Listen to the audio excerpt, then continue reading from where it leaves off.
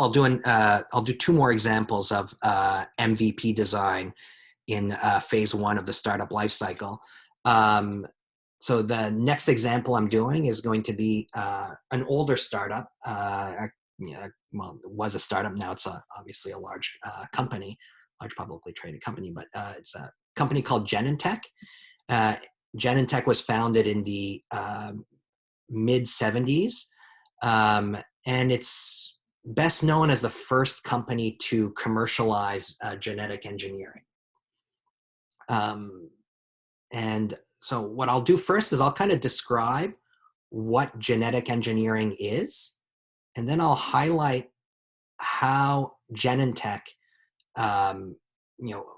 decided what sort of product it would first try to develop, and what some of the motivation behind that initial MVP was. So first, I'll describe, as I said, what genetic engineering is. So what genetic engineering is you try to find a way to produce some desired gene that has some pharmacological value. One example could be, for instance, insulin, right? And you try to find a way to produce that gene in a way that doesn't naturally occur in nature. So you try to find a new way to produce that gene. And the basic kind of idea for how you would implement genetic engineering initially was to take advantage of bacteria. So in particular, so in the early 70s, the general outline of potentially genetically engineering genes was kind of ideated as follows. When Genentech is launched, this process has not actually been successfully accomplished yet. But the basic idea behind genetic engineering was the following, right? So let's start with a particular form of bacteria. One of the main features of bacteria is that it duplicates rapidly, right? So if you start with one bacterium, it's going to be duplicating at a high frequency. So you start with one bacterium, pretty quickly you have, right, 2 to the power of n of these bacterium, right? So it's kind of a process for duplication. And the basic idea behind genetic engineering is, could you take advantage of this duplicating property or this reproduction dynamic of bacteria to create, in some sense, something that would artificially produce, again, something that has pharmacological value. And as I mentioned, the first example that was commercializable for this was insulin. And the basic idea for creating this kind of reproduction process was to take bacterium, right? So bacterium, you can think of it as having this kind of messy segment of DNA and a simple segment of DNA called a DNA plasmid or a DNA vector. And the conjecture was that you could take the simple DNA vector, and if you could take that DNA vector and insert within this vector something that had some sort of pharmacological value, reinsert that into the bacterium, and this bacterium would still continue to duplicate, you would have a mechanism for duplicating this gene that had pharmacological value in a way that it couldn't be duplicated before. Then you would have to figure out a way to extract that, that gene of value, something called a purification process. But if you could do that, you would have a new way to construct this particular gene. The initial thought, as I mentioned, was that you might want to do this with insulin. The reason why insulin was an attractive thing to try to genetically engineer was that up through the mid 70s, early 80s, insulin was a drug that was in perpetually too short of a supply. So there was more demand for insulin than there was supply. And not just that, the type of insulin that was sold in the market was not perfect insulin. So in particular, rather than being human insulin, it was insulin that was harvested from pigs and cows. And so because of that, there was also several side effects associated with the insulin that was being sold in the market, right? So we had insufficient supply because we couldn't extract enough insulin from the carcasses of pigs and cows. And even what we could extract was not the ideal form of insulin for humans. And so that was basically the idea behind Genentech, was basically to try to develop this. Was to try to develop this genetic engineering process. So I'm having difficulty with my slides here. Was to try to successfully develop this this genetic engineering process with insulin. Now, when Genentech is founded, most of this process has never actually been successfully undertaken in a lab.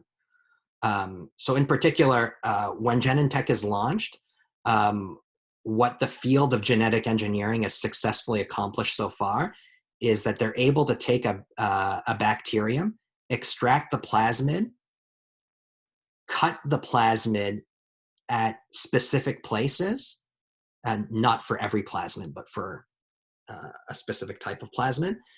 And they've shown that they can stick things within the they can basically glue a non-native gene into the plasmid, but they haven't been able to reinsert that in the bacterium and duplicate it. And they also are not able to do it specifically with insulin yet, right? So a lot of the steps of the vision of genetic engineering hadn't been validated yet. So what that highlights is that with Genentech, there was a ton of product uncertainty because we weren't sure if genetic engineering at this point in time was even feasible. And so Genentech was set up to basically resolve mostly that product uncertainty, right? Remember, one of the things I mentioned earlier on was that with biotech startups, the main form of uncertainty tends to be product uncertainty, right? So if you could genetically engineer insulin and it had this, the same amount or even fewer side effects than the insulin that's currently in the market, you had a pretty good sense of what the size of the market would be, how you would go to market. The real question was, are you able to synthetically create insulin in this particular way? Now, a challenge with insulin at this point in time, and in particular challenge with human insulin, which was the ideal form of insulin to be genetically engineering, was that actually another thing that had not successfully been done in a lab yet was isolating the human insulin gene. And so if you wanted to be able to insert the human insulin gene into the plasmid, you had to be able to isolate it first. That hadn't been done yet either. And insulin is a pretty complex gene. And so the general thought was that actually successfully doing that was likely to be time-consuming and costly to accomplish. And so even if you could isolate the human insulin gene, if the rest of this duplication process didn't work, then isolating the human insulin gene would have also would be a waste of resource, because you wouldn't be able to do the final step of genetic engineering, which is this reproduction and purification. And so Genentech had a pretty clever approach to developing their genetic engineering process, which is, rather than trying to prove that you could genetically engineer insulin directly, what they did instead is they chose to try to genetically engineer something different from insulin, in particular, something that was at a chemical level far simpler than insulin, which is a gene called somatostatin. This stuff is, by the way, written on my next slide. And so rather than an MVP being let's genetically engineer insulin, Genentech's MVP was let's genetically engineer somatostatin, because somatostatin was already something that could be isolated. So they just needed to figure out how to do the rest of this duplication process in the case of somatostatin. Why was that useful? So somatostatin turned out to and this was already understood when Genentech was doing this research and development. It was a gene that had no pharmacological value. So there wasn't a demand for somatostatin. So they knew that they couldn't monetize the production of somatostatin, even if they successfully figured out how to genetically engineer somatostatin. But the reason why they chose to do that is because, again, the isolation process was already figured out with somatostatin. And because it was a simpler gene, the general consensus in the scientific community was that these simpler genes would be easier to successfully duplicate in this manner. And so the expectation was that trying to figure out how to genetically engineer somatostatin was going to be substantially less expensive than trying to genetically engineer insulin. And even though like validating the genetic engineering of somatostatin wouldn't directly in and of itself generate commercial value, it would eliminate some fundamental uncertainty, which was the fundamental uncertainty of whether genetic engineering was even possible. Right? When Genentech is being launched, the idea of duplicating a gene in this manner by taking advantage of the reproduction capability of bacteria, it was a vision. It wasn't something that had been validated in the lab. And so the basic insight was that if you prove that you can genetically engineer somatostatin in this type of process, that would dramatically lower the amount of uncertainty associated on whether you could genetically engineer other genes, including insulin. And so that was the approach that Genentech took. They said, look, we're going to divide the development of this product into sub-steps. First, we're going to try to genetically engineer somatostatin and use that as a proof of concept for genetic engineering to validate that genetic engineering is something that's actually possible. And the basic idea was if they were able to prove that, then enough uncertainty would be reduced so that they could resolve, so that they could raise even more capital to be able to finance the more expensive and time-consuming development of how to figure out genetic engineering for insulin. So they raised a relatively small amount of capital initially, used that to fund their R&D to validate or to successfully genetically engineer somatostatin. And then they were able to raise a follow-on round of funding, even more capital at a more attractive valuation, to then finance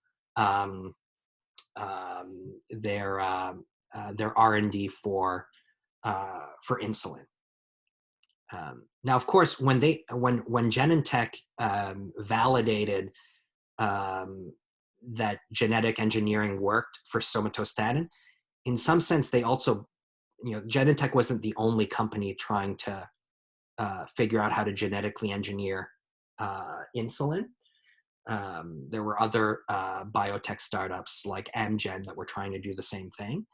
And so when Genentech was the first to show that they could genetically engineer somatostatin, it also benefited some of their competitors by proving that genetic engineering was feasible. And it allowed some of their competitors to also raise additional capital as well. So this proof of concept MVP had one element of a disadvantage as well, where it provided benefit not just to Genentech, but also to their competitors. And so there's another interesting aspect associated with Genentech and how they developed eventually insulin, which was Genentech relative to the other competitors in the biotech space at this time took a different strategy for also in their, after their MVP, after developing genetically engineering somatostatin, they also took a novel strategy for trying to isolate insulin as a gene.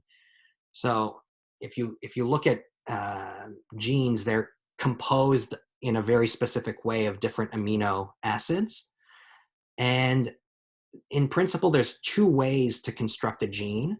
One is to figure out a way to extract it from a natural source, right? So if you wanted to isolate the insulin gene, you could figure out how to isolate it from the human body. So basically from the pancreas of a human cadaver. Again, this was something that had not been successfully done in a lab at this point in time.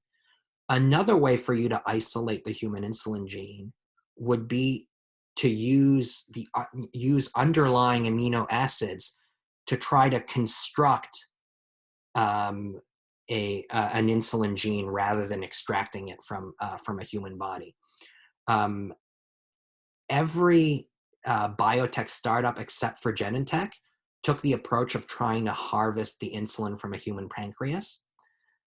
Genentech took a contrarian approach in their development where they tried to isolate this gene by essentially building it from scratch using the baseline amino acids. And so, you had two different strategies for trying to isolate the human insulin gene, and it turned, as history shows, Genentech was able to successfully synthetically create the insulin gene from amino acids before the other startups trying to harvest it from a pancreas were able to do it. There's something interesting to mention about that, which is that when you're thinking about executing on an MVP, especially if you're trying to enter in a market that has a lot of competition, something you might want to think about early on as a startup is how are your competitors trying to implement the product or develop the product? And can you think of a different approach to try to do that, say, for instance, product development? Why are contrarian approaches potentially beneficial in a competitive startup market like Genentech was facing in the mid 70s? The logic behind that is relatively straightforward. So think of the following setting, right? So let's assume we have 10 different startups trying to compete to genetically engineer insulin first. 9 take the approach of trying to harvest it from a human pancreas, and 1 takes the approach of trying to synthetically create it. Now, let's say synthetically creating is less likely to kind of be successfully accomplished first. So let's say the strategy of synthetic creation that Genentech took only has a 25% chance of succeeding, whereas the approach of trying to harvest it from a human pancreas has a 75 chance of being successful first. Why might it still make sense for a company like Genentech to take the lower probability approach? Well, if they're doing it in a contrarian manner, right? Let's say the harvesting from a human pancreas is going to succeed first. Well, there's a 75%, let's assume there's a 75% chance of that. But as I mentioned, there are 9 companies that are trying to successfully do that.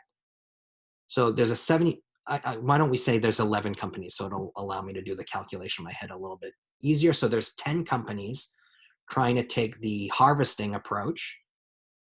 The harvesting approach is going to succeed first with a 75% probability. That means each of the 10 companies doing that same approach has a 7.5% chance of being the first to successfully isolate the human insulin gene. Meanwhile, right, we've got maybe the less promising, synthetically create from baseline amino acids approach. It has a 25% chance of succeeding first, but the only company trying to do that is Genentech. So they have a 25% chance of success, whereas all of the other 10 competitors have a 7.5% chance. So even though the competitors are maybe undertaking the more promising and consensus route for development, because Genentech is taking a contrarian approach, if their strategy ends up correct, they are the winner every time. Meanwhile, if the consensus approach works, each of the 10 competitors have a 1 in 10 chance of being the competitor that successfully does that first, right? So, that highlights another aspect of, MVP design. This is more of the second MVP for Genentech, which is after they proved that they could genetically engineer somatostatin. Their next step was to try to genetically engineer insulin, which required them to isolate the human insulin gene. They took an approach that was differentiated from all of their competitors in trying to successfully develop that next phase of MVP. And that's a useful thing to keep in mind with startups, both as an investor and as a startup founder, which is if you're entering into a competitive market where other startups or other companies are trying to develop something similar to you, there may be benefits for you to think of a different way to develop the product. Even if that secondary approach is less likely overall to succeed, because if that approach does succeed, at least you're the one that's guaranteed to win in the product development race. So I think of like those as being kind of two very important things associated with the Genentech example to MVP.